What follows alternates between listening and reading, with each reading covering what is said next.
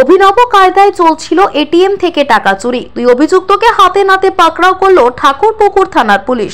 কখনো আর্টিফিশিয়াল প্রযুক্তি ব্যবহার করে তো কখনো আবার নিজের বুদ্ধিকে কাজে লাগিয়ে প্রতারণার জাল ক্রমশ বিছিয়ে চলেছেন প্রতারকেরা।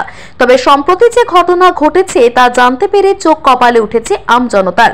এমনটাও যে ঘটতে পারে সেটা হয়তো আগে থেকে ভাবতেই পারেননি কেউ। ঘটনাটি ঘটেছে মঙ্গলবার রাতে।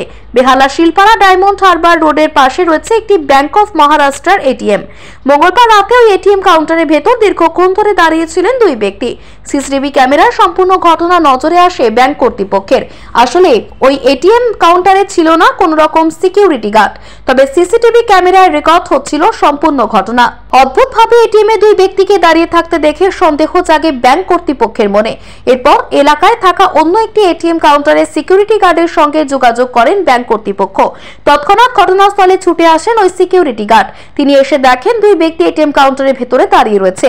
নিজেদের মধ্যে তারা নানান রকম আলোচনাও করছে। পরিস্থিতি কিছুটা আন্দাজ করতে পেরে তৎক্ষণাৎ বাইরে থেকে শাটার নামিয়ে দেন ওই সিকিউরিটি গার্ড। অন্যদিকে এটিএম কাউন্টারের বাইরে দাঁড়িয়ে থাকা এক ব্যক্তি সিকিউরিটি গার্ডকে দেখেই ছুটে পালান। পরিস্থিতি বেগতিক দেখে তৎক্ষণাৎ তিনি যোগাযোগ করেন ঠাকুরপুকুর থানার সঙ্গে। এরপরে তড়িঘড়ি ঘটনার স্থলে ছুটে আসেন ঠাকুরপুকুর থানার বিশাল পুলিশ বাহিনী। গ্রেফতার করা হয় ওই দুই ব্যক্তিকে। পুলিশ সূত্রে জানা যাচ্ছে ওই ব্যক্তিদের কাছ থেকে উদ্ধার হয়েছে লক্ষাধিক টাকা। এটিএম এর যে অংশ দিয়ে টাকা বেরিয়ে আসে সেই অংশে টেপ লাগিয়ে রাখতেন ওই দুই ব্যক্তি। যখনই কোনো গ্রাহক এটিএম মেশিন ব্যবহার করতেন তখনই সেই টাকা এসে আটকে যেত টেপে। এটিএম মেশিন থেকে টাকা না বের হওয়ায় গ্রাহকরা মনে করতেন হয়তো টাকা নেই মেশিনে। তবে অভিনব পন্থাতে কাজে লাগিয়ে এভাবেই কিন্তু বহু গ্রাহকের অ্যাকাউন্ট ফাঁকা করে দিয়েছেন চোরের দল। ঠাকুরপুকুর থানার পুলিশের অনুমান এভাবেই তারা ঠকিয়েছেন বহু মানুষকে। গ্রাহকদের অ্যাকাউন্ট থেকে গায়েব করে দিয়েছেন লাখ লাখ টাকা।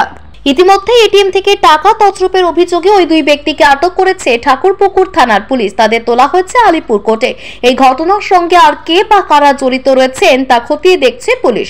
আজকাল খুব সহজেই প্রতারণা চক্র চালাচ্ছেন প্রতারকেরা। কখনো হোয়াটসঅ্যাপে অজানা নাম্বার থেকে আসছে মেসেজ, তো কখনো আবার লিংক। আর সেই লিংকে একবার ক্লিক করলেই অ্যাকাউন্ট থেকে উধাও হয়ে যাচ্ছে লক্ষাধিক টাকা। যদিও সম্প্রতি পশ্চিমবঙ্গে যে ঘটনাটি ঘটেছে সেটা কিন্তু একেবারেই আলাদা। কোন রকম লিংক কিংবা মেসেজ নয়, বরং সরাসরি এটিএম মেশিনের টাকা তুলতে গিয়ে প্রতারিত হচ্ছেন আমজনতা। নিজেদের উপস্থিত বুদ্ধিকে কাজে লাগিয়ে অদ্ভুতভাবে প্রতারণা চালিয়ে যাচ্ছেন প্রতারকেরা। এটিএম মেশিনে তারা লাগিয়ে রাখছেন টেপ, যাতে গ্রাহকদের টাকা সেই টেপে আটকে যায়। অন্যদিকে গ্রাহকরা ভাবছেন হয়তো এটিএম মেশিনের টাকা নেই, আর তারপরেই তারা ছাড়ছেন এটিএম কাউন্টার। কিন্তু কাউন্টার ছাড়ার পরেই সেখানে হাজির হচ্ছেন প্রতারকেরা। এরপরেই সেই টেপ থেকে টাকা খুলে নিচ্ছেন তারা। কবে মিটবে এমন সমস্যা? সাধারণ মানুষের টাকা আদৌ কি ব্যাংকে থাকবে সুরক্ষিত? এই প্রশ্নের উত্তর কিন্তু আজও অজানা।